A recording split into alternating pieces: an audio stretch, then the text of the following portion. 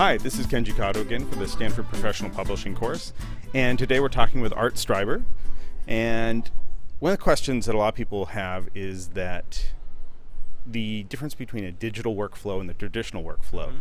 People a lot of times think that the digital workflow is a lot cheaper, but that's not always true, is it? No, it's not. A lot of people make the mistake of thinking that because there isn't anything physical to touch, that it can't possibly cost as much as film and processing. But the reality is that shooting digitally, especially for professional, is a lot more expensive because in even 5 years ago, all the photographer needed was a $1,500 camera at the high end.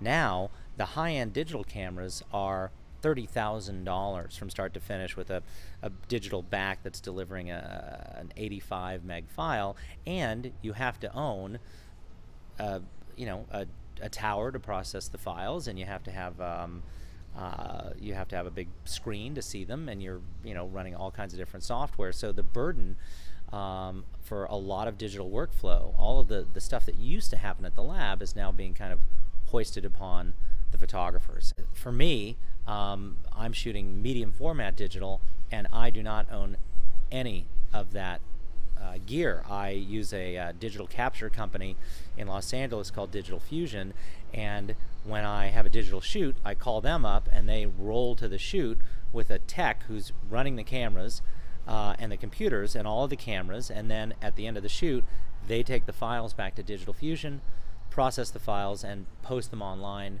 for me to see. So the myth that digital is cheaper is not necessarily true in this case, is it? It is absolutely untrue. It is one of the great myths about digital. It is, it's at least as expensive, if not more. There's certainly more expense being borne by the photographer, but what I like to tell editors and anybody who will listen is that you get more for your money because the scans are done. And that cost of those scans, which used to be incurred on the production side of a magazine or a book publisher, are now all being done in camera. The scans are done. So if some of that production money could be thrown over at the photographers and photography, there would be a little bit of an equalization.